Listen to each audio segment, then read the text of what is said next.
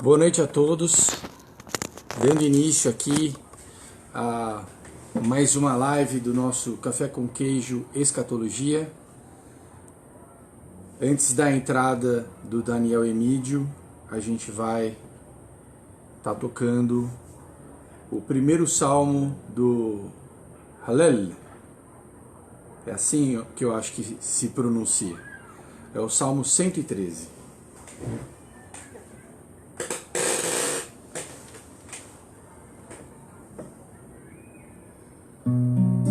La la la ya, la la ya, la la la ya, la la ya, la la la ya, la la ya, la la la ya, la la ya, la ya, la la ya, la ya,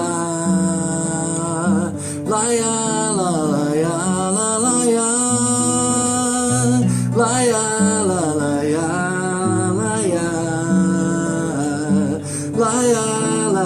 ya, la ya.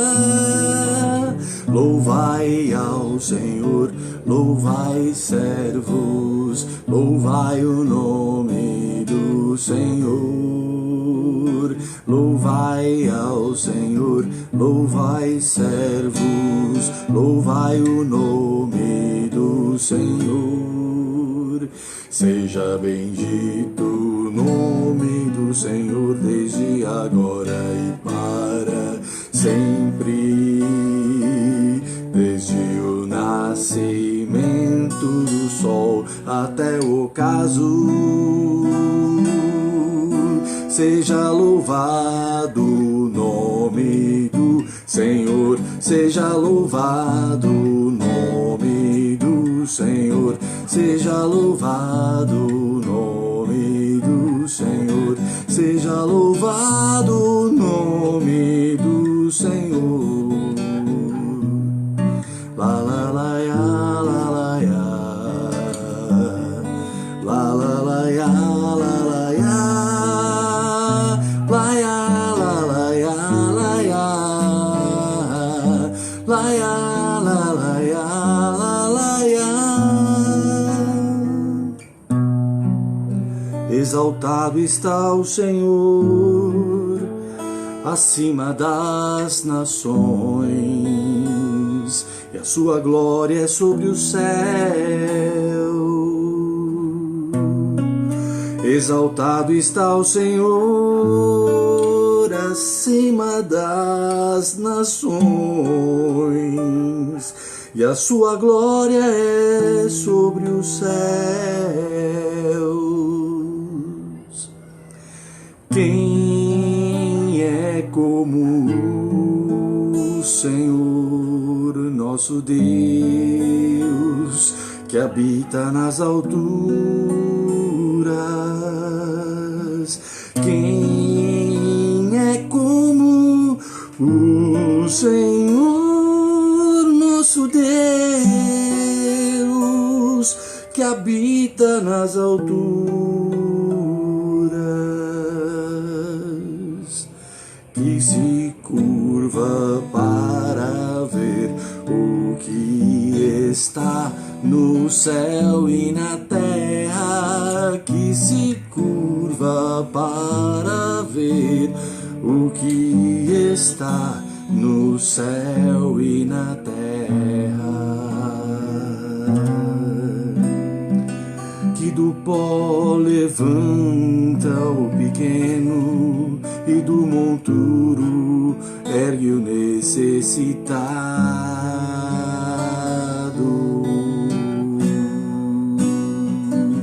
para o fazer habitar entre os príncipes,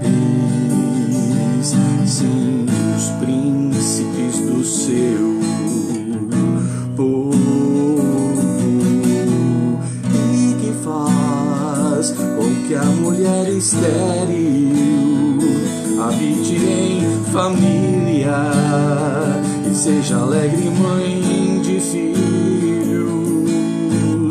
e que faz com que a mulher estéril habite em família, seja alegre mãe de filhos, e que faz com que a mulher estéril habite em família, seja alegre mãe de filhos.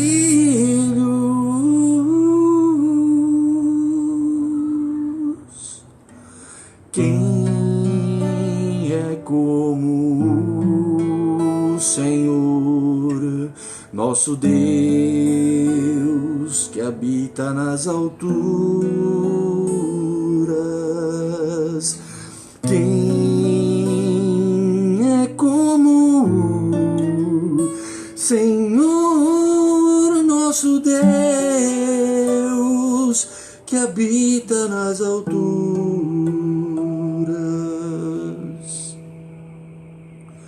Louvai ao Senhor, louvai servos, louvai o nome do Senhor.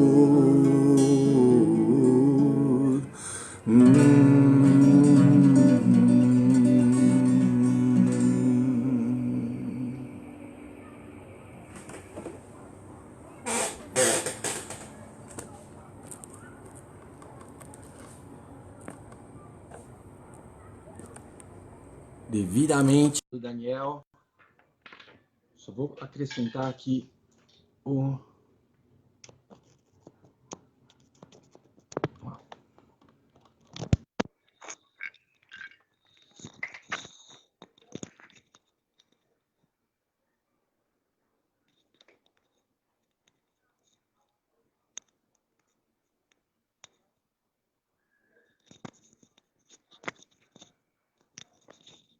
pessoal, estamos só aguardando a entrada do Daniel Emídio na live.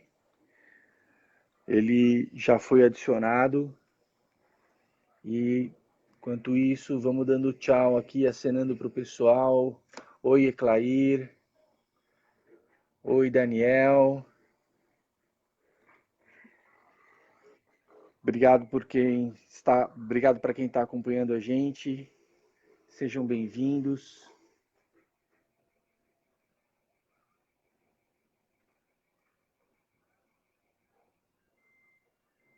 Tá aprovado, Daniel. Só entrar na live.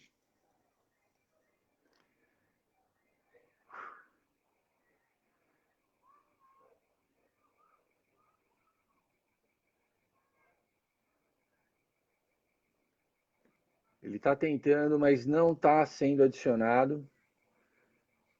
Vamos ter um pouquinho de paciência, por favor.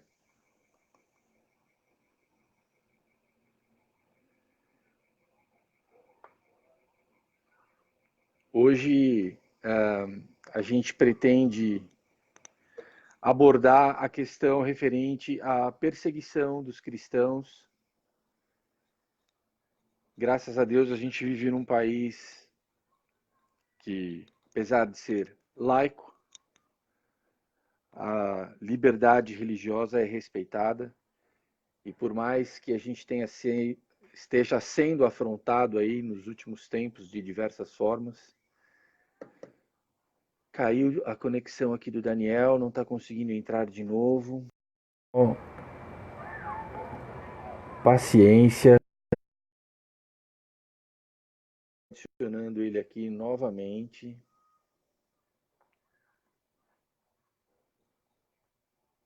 Já já ele consegue.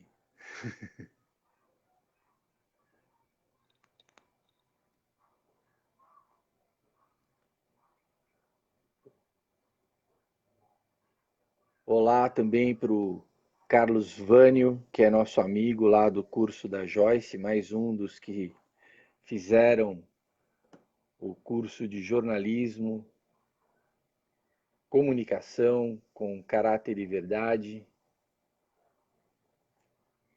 Ah, pessoal, que pena que o Daniel não está conseguindo entrar até agora. A gente fica aqui perdendo um tempão com essa conexão, mas a gente não vai desistir, a gente vai continuar tentando.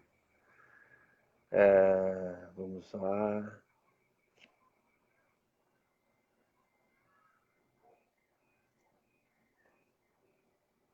Solicita aí de novo, Daniel. Caiu mais uma vez.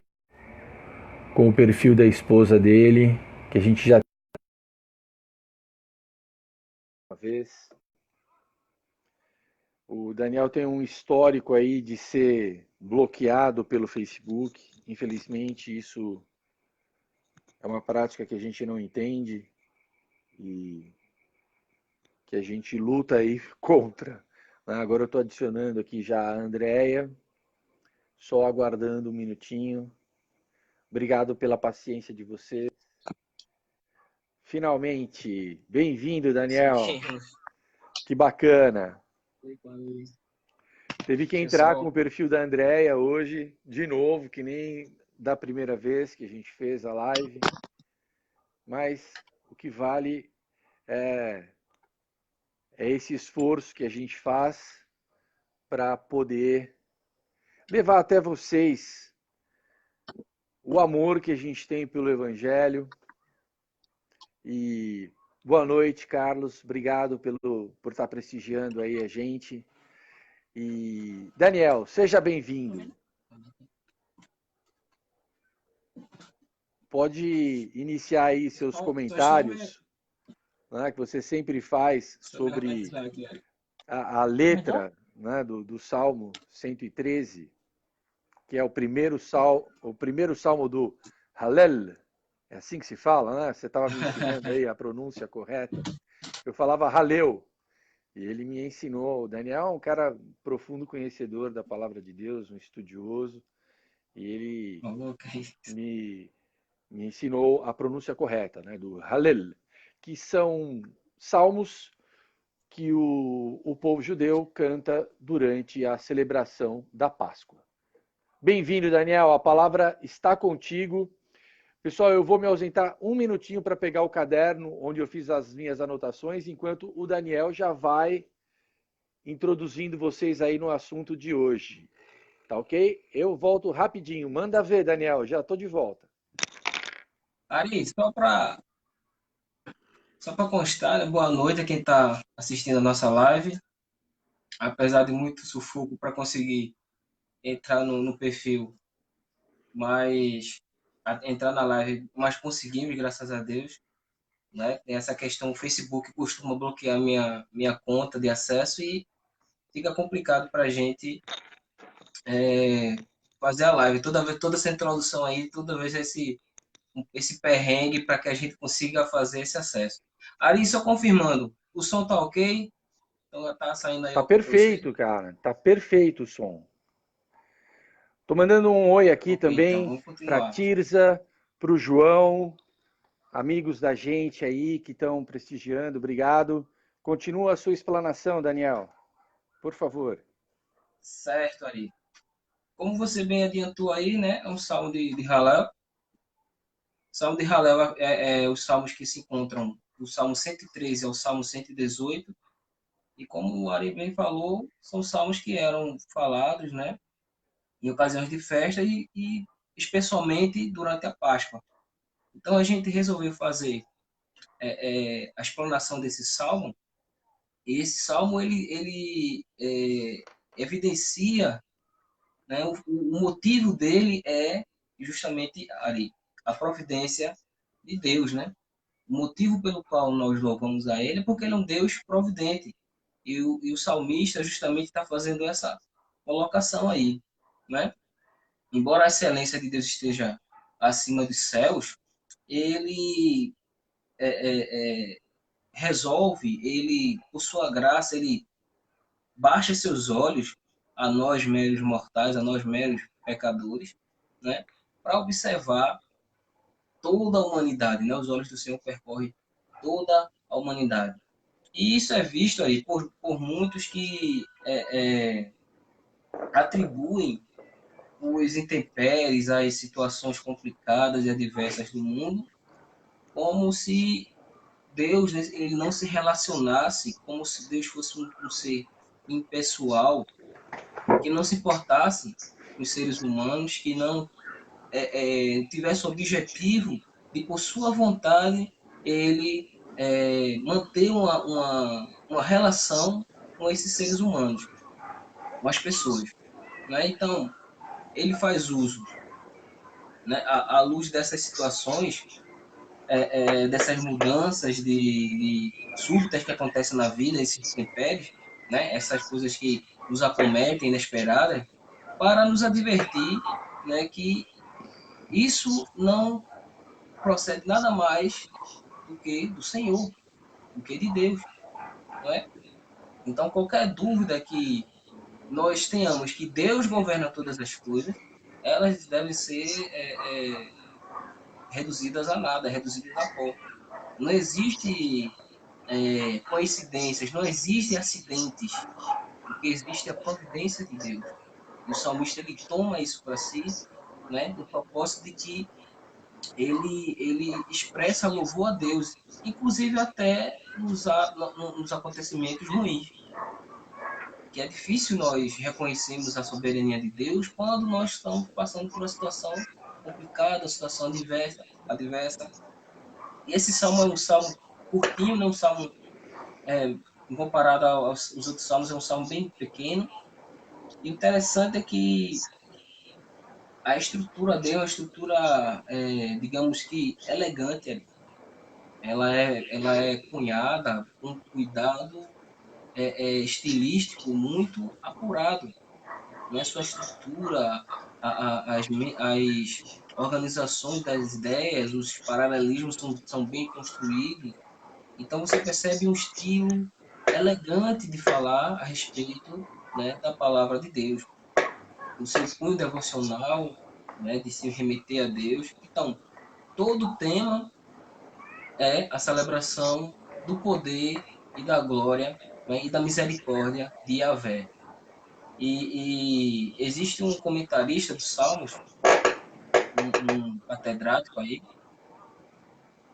o nome dele é Patrick. Ele pensa que esse salmo está dentro do Halel, né?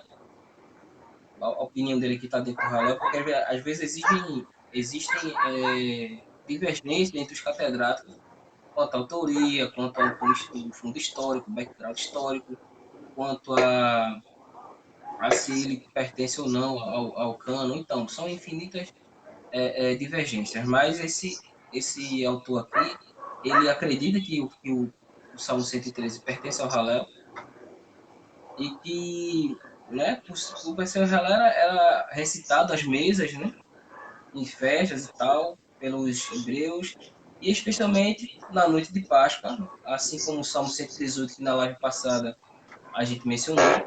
O Salmo 113 era lido e cantado antes das refeições, fazia parte da porção que era falada antes das refeições, e é, e é muito incerto aí a gente atribuir o autor a esse salmo.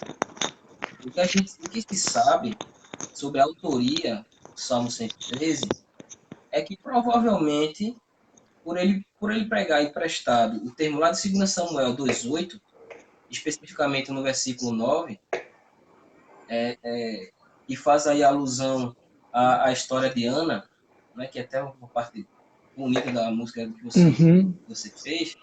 Então, ele poderia ter sido composto ou por Samuel ou por Davi, não é? Então, mas não se Olha sabe ao só. certo quem é o autor, não é? Então, a gente observa por essas questões. Então, sendo os hebreus pessoas fiéis, né, dotadas digamos, da percepção espiritual, que, é, que devido a eles presenciarem, né, a manifestação, as teofanias da mão divina, do poder de Deus, né, o profeta agora, o salmista agora, ele fala em particular. E devemos considerar, digamos, a frieza, né, a insensibilidade dos homens no exercício religioso, né, e não julgarmos ali como uma coisa supérflua, né, a reiteração do convite de louvar a Deus. Uhum. Então, quando nós somos conclamados e exortados a, a irmos à casa do Senhor, a adorar a Deus de alguma maneira, a prestarmos culto, e façamos de maneira plena, de maneira atenciosa, de maneira o qual ele deseja e se expressa e quer ser adorado, e não a nossa própria maneira, né? A nossa própria vontade. Então, Israel mostrava uma insensibilidade em relação ao trato com Deus, mesmo sendo um povo escolhido por ele, mesmo sendo um povo que tinha as primícias do Senhor, mesmo assim, de certo modo, Israel mostrava essa tibieza. E todos nós reconhecemos, Ari, que somos criados para louvar a Deus, não é verdade? Mas, ao mesmo tempo, a sua glória, a glória do Senhor, ela é desrespeitada por todos nós, infelizmente, né? O que eu quero dizer com isso? A nossa apatia, digamos assim, é condenada por Deus, a nossa falta de ânimo em relação ao serviço do Senhor, né?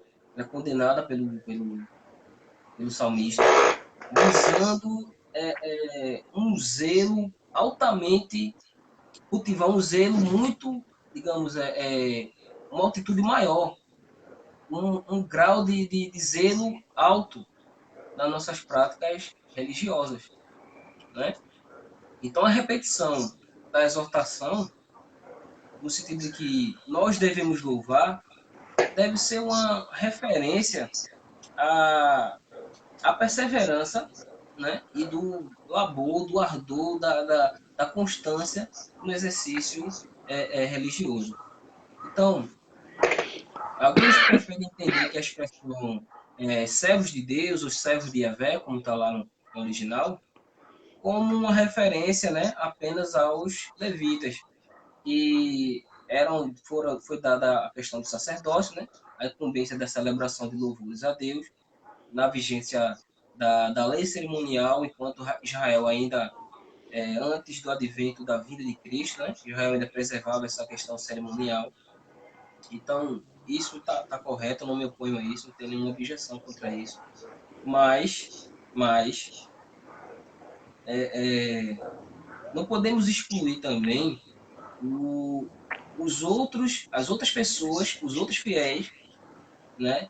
Digamos, trazendo para os tempos de hoje ali, como se fosse a gente só colocasse esse zelo a partir da pessoa de Deus restrito apenas aos sacerdotes, restrito apenas ao pastor, entendeu? Aos oficiais da igreja, Quem está mas não, o que o dirigindo, salmista né? está querendo colocar aqui, isso, o que o salmista está colocando aqui é que todo aquele que crê em Deus, todo aquele que se diz servo do Senhor, ele deve ter essa disposição dentro de si, essa ânsia e essa necessidade do servir de maneira austera, de maneira plena, de maneira completa, e não servir naquilo que, digamos, eu, ao meu bom senso, acho que convém e não convém.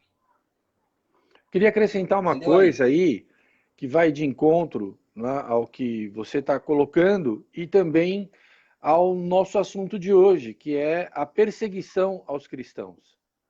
Então, eu acho que para a gente, aqui na democracia, com toda a liberdade religiosa, fica fácil.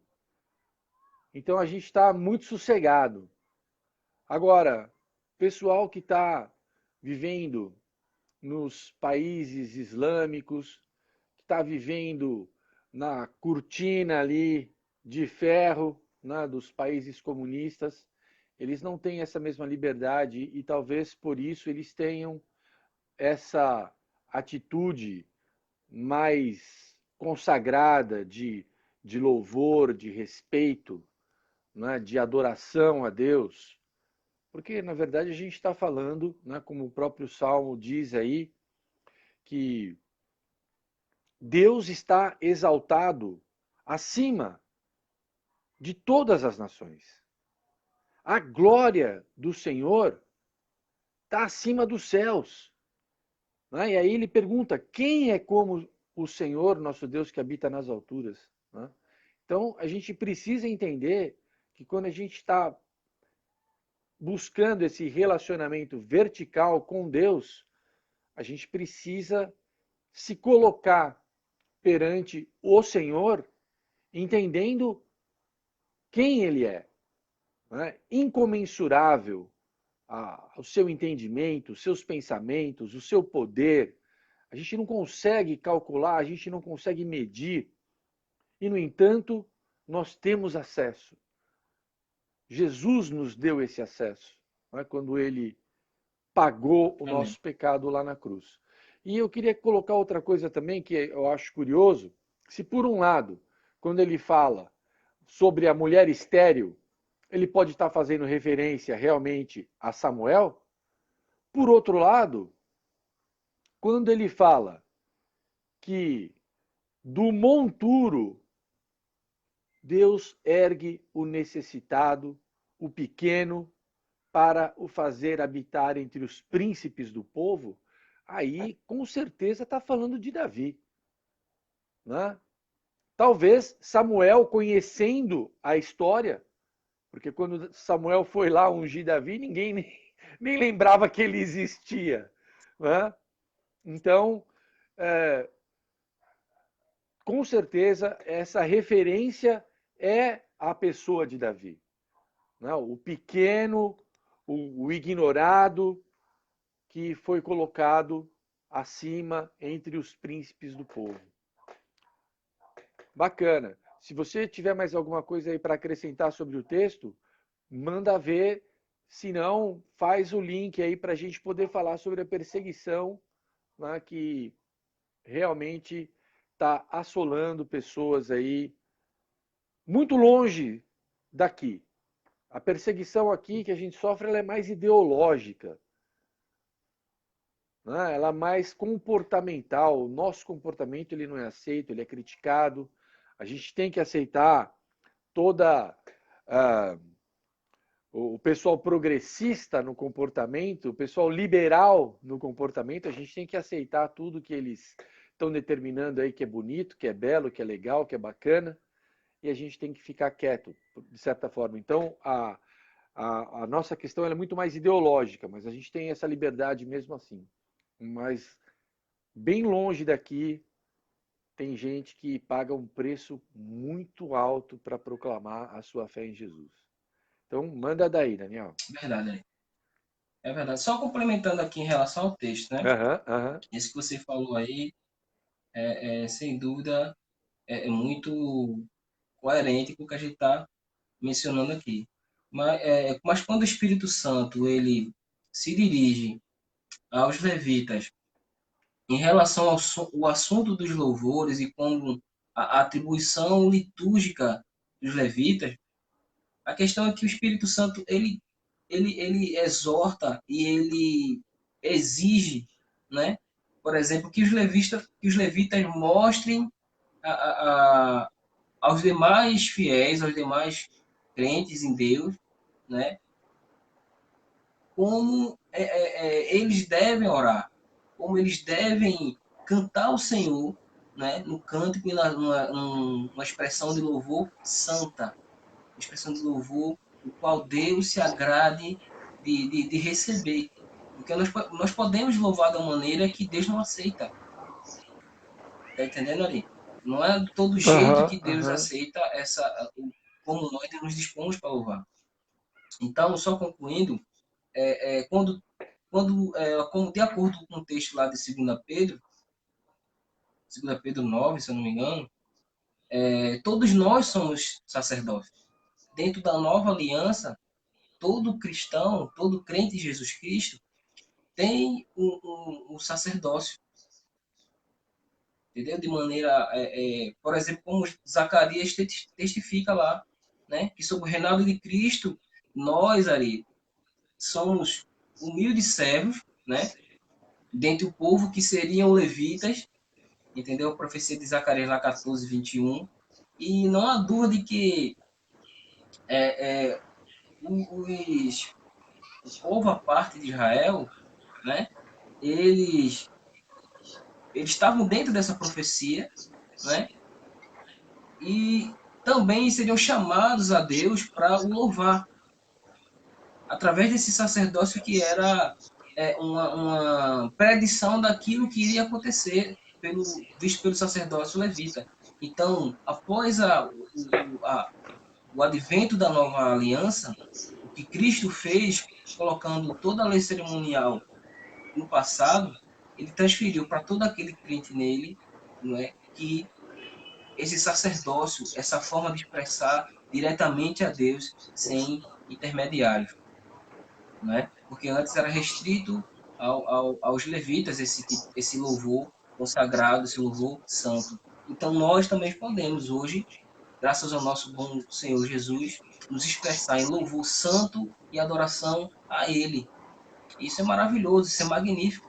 O que Cristo fez por nós na cruz não tem precedentes na história, não tem. Ele é a completude, é o Verbo encarnado, aquele que veio como finalidade para mostrar,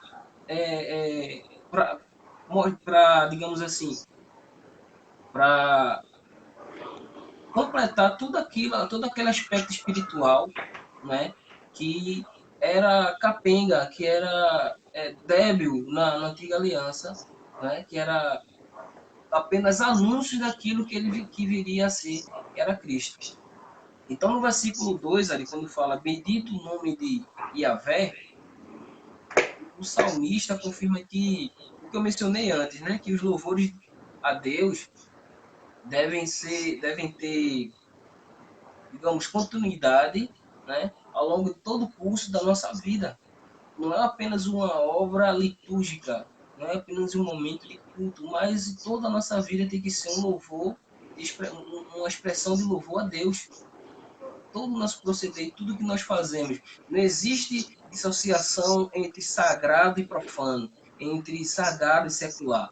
Deus quer toda a nossa totalidade, quer todo o nosso ser, todo o nosso espírito, todo o nosso corpo. Tudo tem que ser para Ele, por Ele e para Ele. Então não existe essa dissociação. Muito Isso é bacana. muito, né, importante nós frisarmos em relação a isso aí. Só um aspecto que eu acho pertinente falar. E na vigência da lei mosaica, no período do Antigo Testamento, Deus não podia ser louvado de forma perfeita. Apesar de todo aquele aparato litúrgico, apesar de todo aquele aparato cerimonial, né, que ter escolhido o povo para si, dentro do povo para si, ele escolheu uma tribo, o qual era restrita à adoração, né? O louvor não era perfeito. Então, o conhecimento dele, dos levitas, digamos que eram limitado. A expressão de louvor deles era limitada, né? Mas, no entanto, as suas obras eram visíveis, né? E a promessa de Zacarias já que ela ia ser visíveis a todas as nações. E todas as nações iriam ser iriam se admirar, né? O mundo inteiro ia se admirar com a glória do Senhor. E nós percebemos isso, Ari, justamente com o advento do Evangelho. É na expressão do Evangelho, do Reino de Deus, que essa profecia, e o que o Salmo menciona aqui, ela se torna uma realidade, ela se torna algo cumprido profeticamente. E já que a nossa live aqui é escatologia, ela remete também àquilo que é a vida e ser. E quando o nosso Senhor voltar, nós vamos cantar, louvar com Ele para sempre. Então, tudo isso é muito Exatamente. pertinente, tudo isso é muito profundo. Então, dando sequência aí, eu queria fazer um link com o que você colocou no começo da sua explanação, quando você disse que coisas ruins acontecem e a gente não entende o porquê disso, né? E a gente acha que isso está fora do plano de Deus, que isso não faz parte, que isso é um desvio. A gente não sabe por que, poxa, se Deus é bom, por que acontecem coisas ruins? Então, pessoal, vamos um pouco mais fundo nisso. Se Deus é bom e Ele ama o seu povo, por que tem cristãos que estão tendo suas vidas destruídas? Porque ao assumirem que são cristãos. Ou então, porque eles têm que adorar a Deus em segredo. Diz que na Coreia do Norte, o pessoal ora em sussurro. Eles leem a Bíblia no porão da casa, bem baixinho, porque eles não podem dar a perceber aos vizinhos que eles estão ali adorando a Deus, que eles estão ali falando desse evangelho. E, no entanto, eles estão servindo a Deus, estão sendo perseguidos, estão sendo mortos, estão sendo presos, as famílias são separadas. Uma história que eu li sobre como a coisa funciona lá na Coreia do Norte, o negócio é o seguinte, pessoal. Na escola, as crianças são orientadas da seguinte forma: olha, tem um livro preto na sua casa? Seu pai tem um livro preto? Sua mãe tem um livro preto? Se você vê o livro preto lá, você tem que denunciar. E tem criança que, na sua inocência, ela acaba falando: ah, outro dia aí, ontem, meu pai leu o livro preto lá, mas é tão bacana a história que estava contando. E aí, tem um livro preto na sua casa? Espera aí.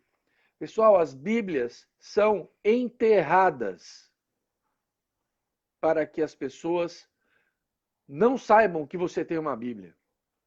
Ou então a Bíblia entra através de pendrive.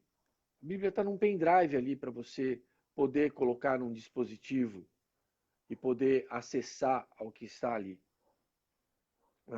Então, é assim, eu fico muito chocado com isso, pelo fato de que aqui a gente tem plena liberdade. E eu penso muito em o que a gente pode fazer por esses irmãos que estão sendo, né, privados da liberdade que a gente tem. A gente pode orar por eles. A gente deve orar por eles. Para quê? A gente ouve falar umas histórias tão bacanas de livramentos que Deus está fazendo nesse povo. Gente que ia matar os cristãos e acontece algo, o cara ouve a voz de Deus, ouve uma manifestação sobrenatural e o cara não consegue matar aquelas pessoas. E outra coisa, Jesus, que era o Filho de Deus, na véspera da morte dele, ele estava com muito medo. Jesus suou sangue de tanto medo que ele sentiu daquele momento. Ele pediu para Deus: Pai, afasta de mim esse cálice. Mas não seja a minha vontade, seja a tua vontade que seja feita. Se Jesus teve esse dilema todo para enfrentar, se bem que a morte dele foi terrível, mas imagina, minha gente, as pessoas humildes passando por essa situação,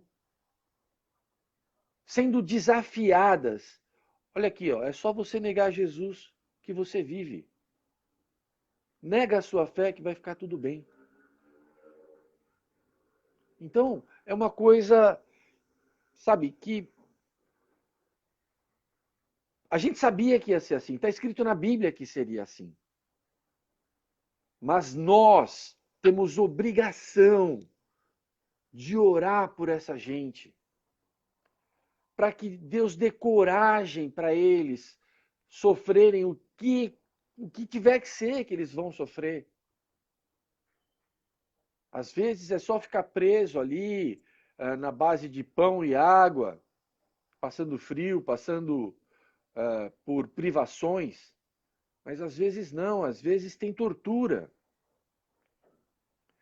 A gente vê algumas vezes aí na internet as formas de como se mata cristãos nos países do Islã. Os caras com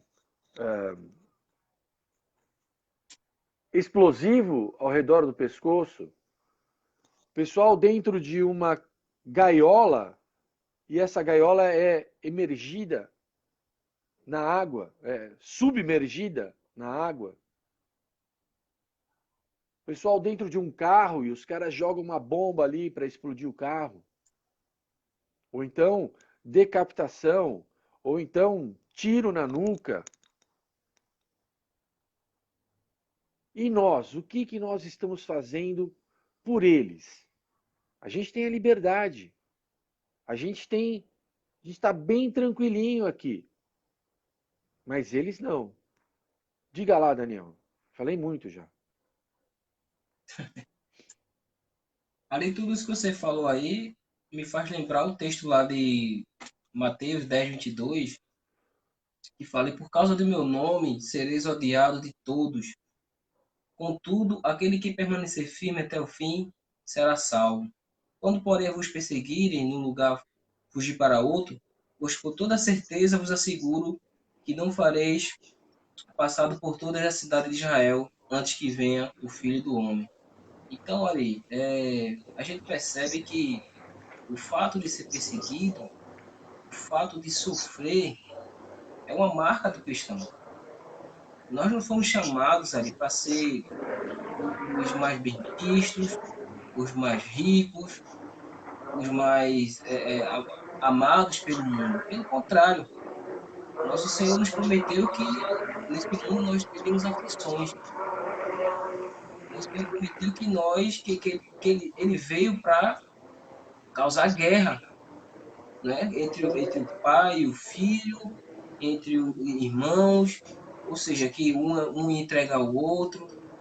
O cristão ele não é chamado para ter uma vida feliz no sentido comum da palavra aqui nessa vida, nessa terra.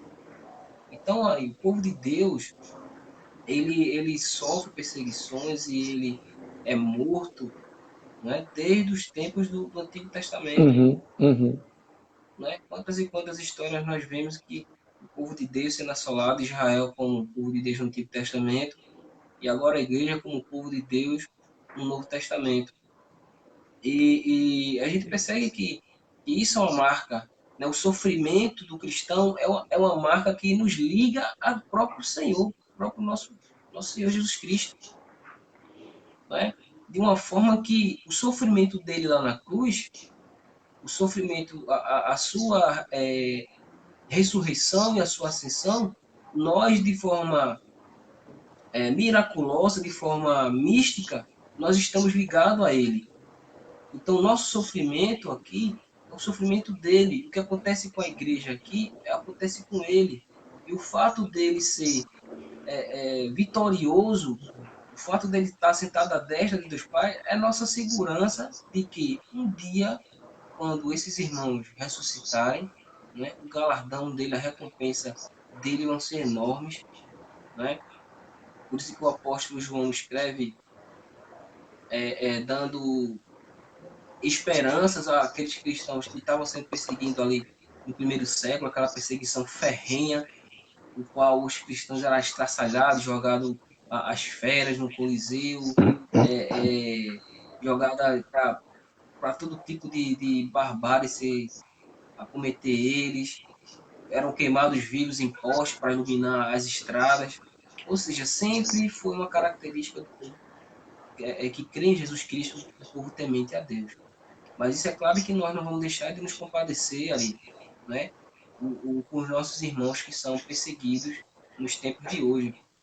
A sua inquietação, quando você falou para mim no WhatsApp que estava pensando em falar nesse assunto, né? Foi uma confirmação porque daquilo que Deus já vinha falando para mim também, de estar orando por esses irmãos. Então, ali, eu estava falando nisso também, estava pensando nisso em oração, Deus estava me incomodando a orar por esses irmãos. Então, imediatamente a gente resolveu colocar esse assunto na live, até como uma maneira de daquele que nos acompanha também, ali, nos ajudar, né, e a orar por esses irmãos, no Exato. sentido de que, né, o nosso Senhor, ele nos exorta ali a orar por nós mesmos, a orar pelo avanço do reino de Deus, né? A gente sabe que, por exemplo, teve uma notícia semana passada, onde uma igreja na China, com mais de 3.000 pessoas, né? Ela foi destruída. A gente sabe como é complicado em países socialistas a prática do cristianismo, a vivência de quem professa a fé cristã nesse tipo de país. Um aspecto de lá, Ari, é o seguinte, que lá ainda é permitido existir igrejas cristãs, mas existe tempo a licença do Estado, o qual o Estado coloca, infiltra espiões para ver se está querendo falar alguma coisa sobre o governo, a criação de novas igrejas, novas comunidades é limitada, ou seja, todo um aparato estatal para inibir o crescimento da igreja, né? E a igreja e o nome, e você não pode mencionar o nome de Jesus nem de Deus. O curioso é isso, né? E, ou seja, a própria prática do evangelismo é proibida e, e parece que agora há pouco ele retroagiu em questão de conceder liberdade, né? Liberdade entre aspas para a prática do culto cristão. Eles agora estão derrubando igrejas que eles já tinham concedido licença antes, e essa igreja que congregavam lá 3.000 pessoas, 3.000 cristãos, era uma delas que tinha licença, né, e os pastores responsáveis por essa igreja foram presos, né, ainda estão presos, sob suspeita de reunir a multidão para perturbar a ordem social. Essa é a acusação do governo chinês em relação a esses irmãos, né? Existe uma agência chinesa chamada China Aid que trata justamente a organização que está presente na China, mas é uma organização internacional, né? Que acompanha a violação dos direitos humanos no país chinês. Né? E segundo ele, as autoridades não fornecem documentos legais para que depois eles tenham por que chegar naquelas comunidades e os condenar, né, de maneira jurídica, de maneira legal, dentro do que eles acharem que aquela prática ali se enquadra, né? Então, a China mostra um total de respeito. Eu estou falando da China, mas é claro que essa realidade em outros países também, como por exemplo, saiu também uma lista em janeiro desse ano pelo site Portas Abertas, o qual eles listam lá, né, os 50 países, o quais o culto cristão, a prática do cristianismo, ou seja, tudo que se remete a Deus, né, é, é motivo de você ser morto, perseguido, perda de seus bens. Então, essa relação é atualizada a cada ano, né?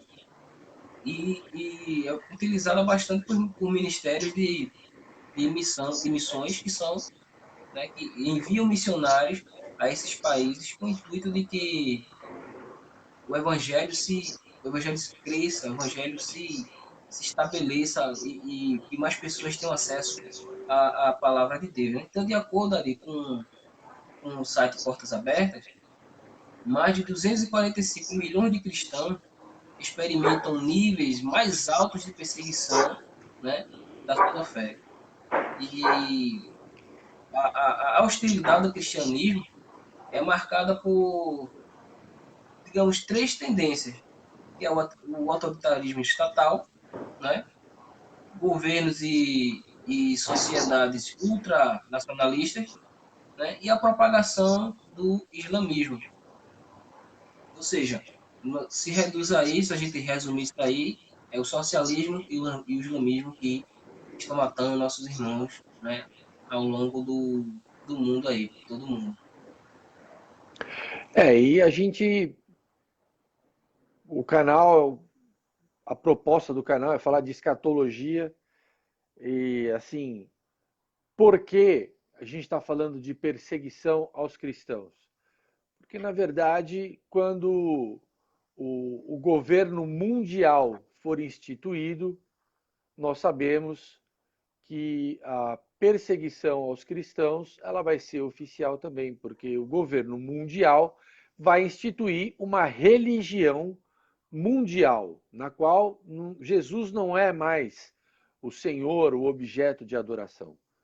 Então, os verdadeiros cristãos vão dizer, ó, eu estou fora, e por isso nós seremos perseguidos. Então, a perspectiva, pessoal, é a coisa piorar. Né? O fato é esse. E por isso é tão importante que a gente comece a antever o que vai acontecer conosco. Porque a coisa está indo muito rapidamente. Dia 14 de maio de 2010, o Papa Francisco, né, o nome dele, marcou uma reunião, tá, na qual ele vai comunicar algo no sentido de instituir a união de todas as religiões. Algo que vai alinhar a questão religiosa com a questão política, no sentido de você ter um só governo mundial, né? A nova ordem mundial. Então, pessoal, está muito próximo de acontecer um evento no qual quem realmente se propõe a viver o Evangelho vai morrer por Cristo. Então, preparem-se. E como a gente se prepara? A gente se prepara principalmente através da oração, que é a nossa iniciativa de ficar em contato, em comunhão com Deus. A leitura da Bíblia, muito importante também. E a leitura da Bíblia é o seu momento devocional, onde você vai estar ali meditando em algum trecho, ou então, por isso que eu gosto dessa questão dos salmos em música, porque é muito mais fácil você decorar um texto cantando do que simplesmente recitando. A melodia ajuda a você gravar aquilo, repetir aquilo, se apossar daquilo. Então, há 2 semanas atrás, a gente tocou ali o final do Salmo 139, falando, sonda-me, ó Deus. Você está ali em contrição, pedindo para que Deus conheça o seu coração, os seus pensamentos e te guie pelo caminho da verdade, pelo caminho eterno. Semana passada e essa, a gente estava colocando aí os dois, o primeiro e o último salmo do Hallel. Né? Eu vou aprender a falar essa palavra ainda sem... enfim, pessoal, Deus quer ter comunhão com a gente constantemente. Jesus, na última semana de vida dele, quando ele voltou para Jerusalém para ser morto, para ser entregue nas mãos dos homens, os discípulos não estavam entendendo muito aquela história que ele falava, mas a coisa foi se concretizando. E se vocês lerem, né, os evangelhos a partir da entrada triunfal de Jesus em Jerusalém, vocês vão ver que ele repete várias vezes sobre unidade e sobre o poder da oração. É nessa última semana de vida dele com os discípulos que ele repete várias vezes: tudo aquilo que vocês pedirem ao Pai, Ele fará. Orai sem cessar, vigiai e orai. Então Jesus exorta a respeito da oração.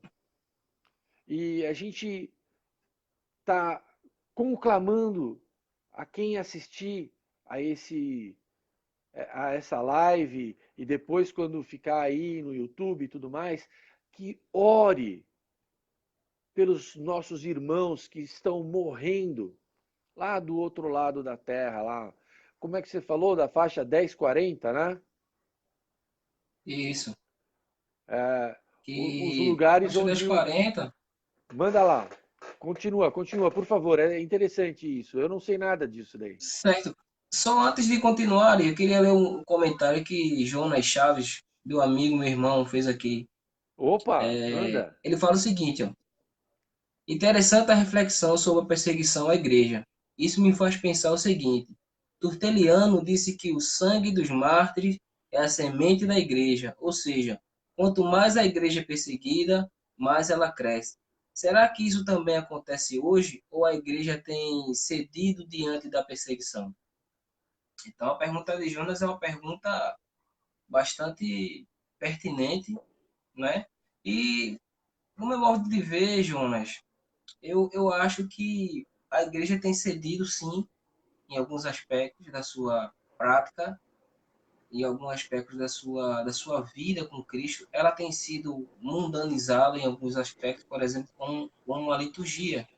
A gente está vendo aqui, através da exibição de salmos, que Deus tem maneiras o qual ele deseja ser louvado e adorado, de maneiras o qual ele deseja que a prática de adoração a ele seja exercida. Embora que ele esteja falando do antigo regime, da antiga aliança, mas nós podemos extrair princípios e trazer e aplicá-los à igreja. Ou seja, mesmo diante da nova aliança, né, Deus ainda tem preceitos o qual ele quer que seja adorado, como a oração, a leitura da palavra, louvor, a Santa Ceia, o batismo, né, os meios de graça. Mas a relação à questão de se hoje a igreja tem cedido, eu acho que a igreja tem cedido sim, em alguns aspectos. Principalmente na questão, porque eu falei da liturgia, eu falei porque é a maneira pelo qual um povo ele expressa a sua devoção. Então, eu expresso minha teologia, eu expresso o conceito que eu tenho de Deus através da minha prática devocional. Se a minha Uhum. prática devocional ela é pífia, logo o conceito que eu tenho de Deus é pífio. Logo, se eu sou um neófito na fé, ou uma pessoa que, sei lá, tem anos de evangelho, anos de convertido, e mesmo assim, o seu procedimento ainda é de um neófito, de uma pessoa que engatinha na fé, né? Eu não estou falando de salvação, estou falando de prática, né? Isso não é atribuído à salvação, nós sabemos que a salvação é pela graça para que, né, só explicando para que não seja mal interpretado ali. A Aham. salvação é dada pela graça. O sacrifício de Cristo é que nos otorga a salvação. Não é nossas práticas religiosas que vai lhe fazer ser salvo. Mas, segundo Gálatas 3:10, que fala o seguinte, ó, é que Deus preparou as boas obras para que nós andássemos nelas. Então, eu não sou salvo porque eu faço práticas religiosas. Eu faço práticas que me remetem a Deus, que me faz querer agradar a Ele, porque justamente eu sou salvo pela graça, e não para ser salvo pela graça, né? Então a igreja ela tem realmente patinado em alguns assuntos, sim. Ela tem a igreja ocidental, ela tem se eximido de orar, de enviar missionários, digamos assim, ser mais atenciosa essa janela 10:40, de se empenhar mais no serviço do avanço do reino. Mas nós temos a esperança de que a promessa do nosso Senhor, que a porta do inferno nunca prevalecerá sobre a igreja. Então é nisso que Amém. nós descansamos. Apesar de todas as deficiências da igreja, né, a santidade de Cristo é atribuída a ela. O sangue de Cristo é atribuído a ela. Então, claro que isso não vai justificar os nossos maus procedimentos. de maneira nenhuma.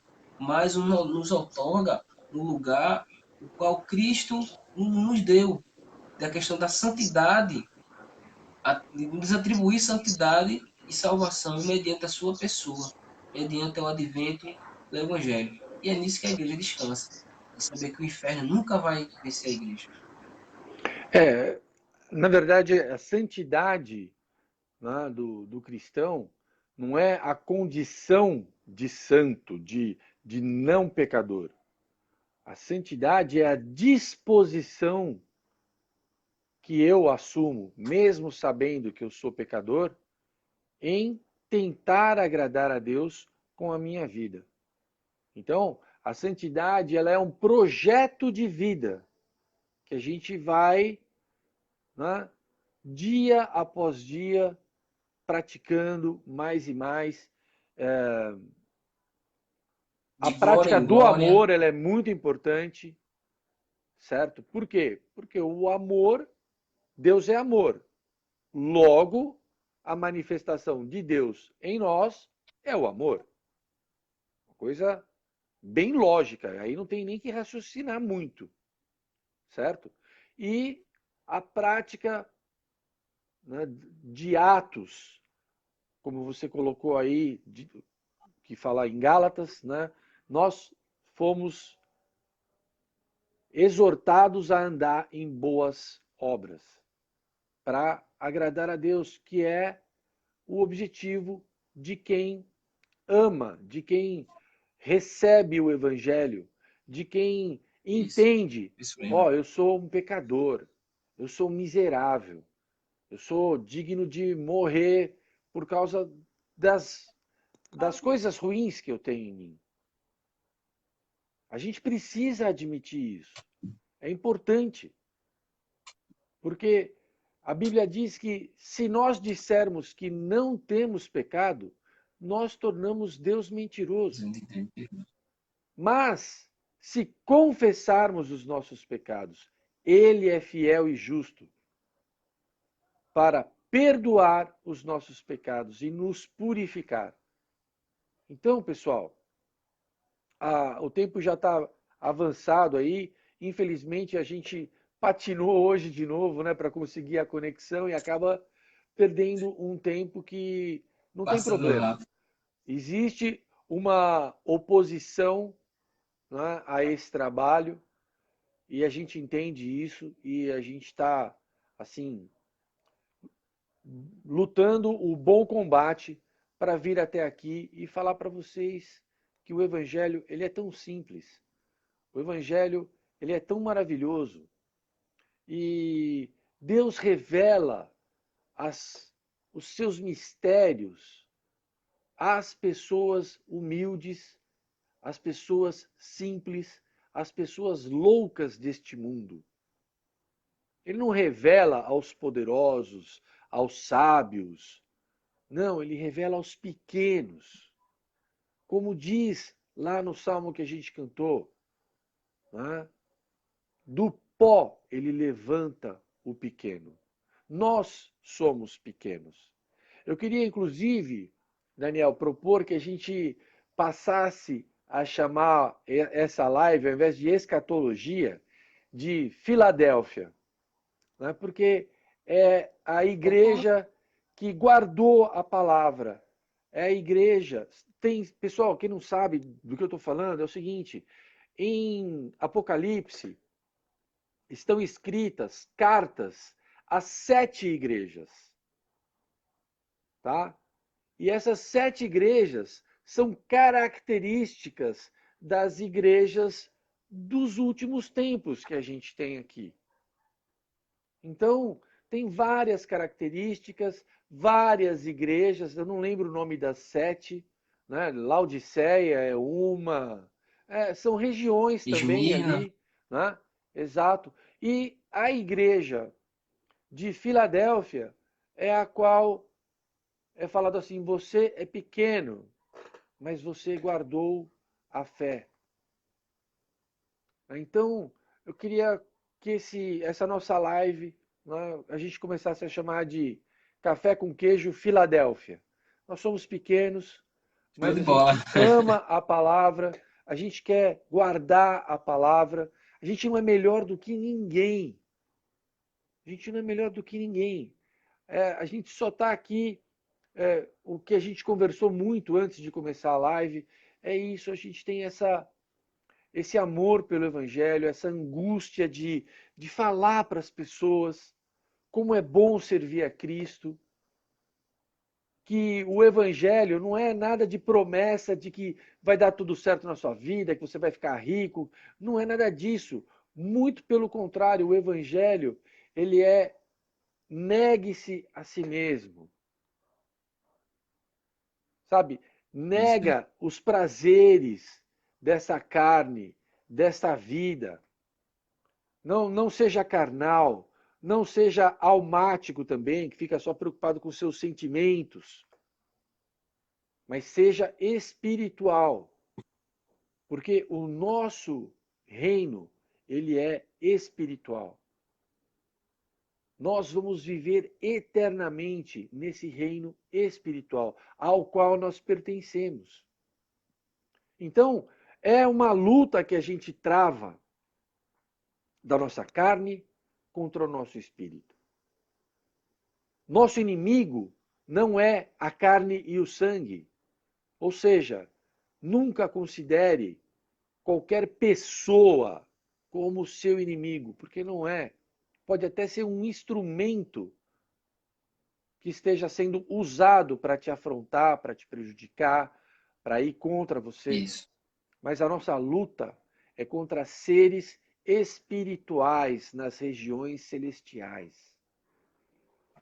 Por isso, a nossa oração ela é tão poderosa, porque o nosso inimigo treme quando a gente ora. Porque quando a gente ora, imediatamente somos ligados diante do trono de Deus e aquela luz, ela está sobre nós. E essa luz, o inimigo verdadeiro não suporta. E vou falar uma coisa também para encerrar minha participação, depois você conclui daí, Daniel. Pessoal, Satanás, como um anjo, ele não pode fazer determinadas coisas. Por exemplo, blasfemar. Satanás não pode blasfemar porque ele é um anjo. Anjos não podem blasfemar. Satanás não pode fazer um monte de coisas porque ele está submetido a uma hierarquia espiritual que ele não pode sair dali. Se Deus falar para ele, vem aqui, ele tem que ir lá imediatamente. Certo? Então, ele usa o ser humano para fazer aquilo que ele não pode. Quando você vê alguém blasfemando, aquela pessoa está sendo um instrumento de um ser espiritual para poder fazer aquilo que aquele ser não tem autoridade para fazer. Mas nós temos livre arbítrio. Nós podemos fazer escolhas. Então, escolha servir a Deus. Escolha orar por aqueles que estão sendo perseguidos. Escolha crer no Pai invisível, mas poderoso, soberano, que está acima de todo entendimento, está acima de toda a potestade, está acima da nossa existência. E esse Deus quer ter contato com a gente. Isso é maravilhoso. Então, vai nessa, meu irmão. Abraça a causa, pega na mão de Jesus, segura na mão de Deus. E vai viver essa vida sobrenatural. Porque ser humano, raça humana, somos todos semelhantes. Agora, quando Deus começa a agir na nossa vida, a nossa vida começa a ter o sobrenatural. Isso é a maior experiência que a gente pode ter. Isso é a prova viva de que Deus é real. E quem não experimentou isso não sabe o que está perdendo. Daniel, a palavra é sua. Aí eu acho que se nós podemos dar uma finalidade para essa live de hoje, é justamente inculcar na cabeça das pessoas que porventura estão assistindo ou venham assistir essa live a respeito da necessidade de se ter uma comunhão com Deus, né, no sentido de ter uma vida pessoal, né, com esse ser gracioso, com esse ser amoroso, de maneira que Deus ele se agrada de estar no meio do seu povo, né? Deus ele se agrada, ele é o Deus Emanuel, o Deus que quer dizer Deus conosco e, pela questão de orar por nossos irmãos que a gente sentiu, né, no nosso interior ali, essa semana, essa necessidade de orar por esses irmãos. E nós pedimos também àqueles que estão nos acompanhando aí que possa também me colocar em oração, né, por essas pessoas, por esses irmãos tão afligidos em sua fé, maculados na sua liberdade por conta da sua fé. E a gente percebe que organizações internacionais como a ONU, elas ignoram, a mídia ignora, né? A gente teve na última Assembleia Geral da ONU em Nova York, só dois presidentes falaram a respeito da perseguição que vem assolando a vida de cristãos no mundo, que foi Bolsonaro e Trump. Então, são 7 mil cristãos morrendo por ano no mundo e o mundo faz vista grossa, né? Todo mundo faz de conta que não existe cristão morrendo, nem sendo perseguido, nem tendo seus bens tomados por conta da sua fé. E, ao mesmo tempo, a gente fica feliz porque nós percebemos que o evangelho ele vem crescendo apesar de toda essa dificuldade ali. Então, glória a Amém. Deus por isso, né? Algumas barreiras de Satanás do mundo celestial, elas têm caído pelo poder do evangelho. Então, que a gente possa orar sobre isso. E nossos inimigos são sempre os mesmos, né? A Ari mencionou aqui o fato do mundo espiritual, os principais protestantes sempre estarem assolando e tentando afligir a igreja, mas o nosso Senhor é poderoso, né? E muitas vezes me surpreende, Ari, o fato de um cristão se dizer socialista, né? Gente, pior que existe, né? Pessoas que se dizem socialistas e cristãs. E a gente percebe que um dos regimes que mais mata cristão é o regime socialista, comunista, né? Junto com os islâmicos. Então é perfeitamente incompatível, né? Não tem como coincidir, não tem como conciliar, né? Você ser cristão e ser socialista ao mesmo tempo. Isso é duas coisas que são inconcebíveis. Você não pode ser materialista dialético e você pode contemplar um ser transcendente ao mesmo tempo. Porque o próprio materialismo dialético, ele quer ocupar a função da religião no caráter, na pessoa, né, na constituição da pessoa, do indivíduo. Então, são duas coisas totalmente distintas. Mas fica aí, Ari, o nosso agradecimento a quem participou aí da nossa live, quem assistiu, né? Nossa gratidão aí. E passar um recado de que sexta-feira também tem a live do Escatologia Esporte, né? Vamos ver se os meninos vão vir ao ar aí.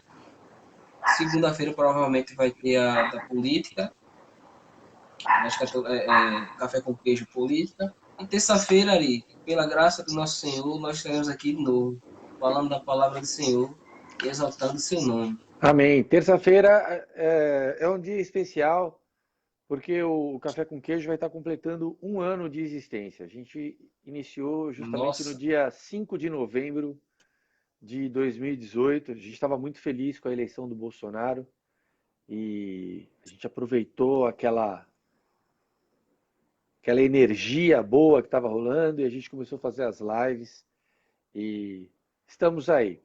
Pessoal, um abraço e um beijo do Café com Queijo. Daniel, obrigado, meu irmão. Tamo um junto abraço, meu aí. irmão. E orem também, tá? Pelo Halloween, tá bom? Orem muito para que qualquer coisa, né, de Legal. ruim que esteja sendo liberada aí com essa festa de liberação de demônios aí, que tudo isso daí não seja minimizado pela pela minha oração, pela nossa oração, que tem muito poder, viu? A oração pode muito, muito mesmo. Tchau, pessoal. Fiquem com Deus. Deus abençoe.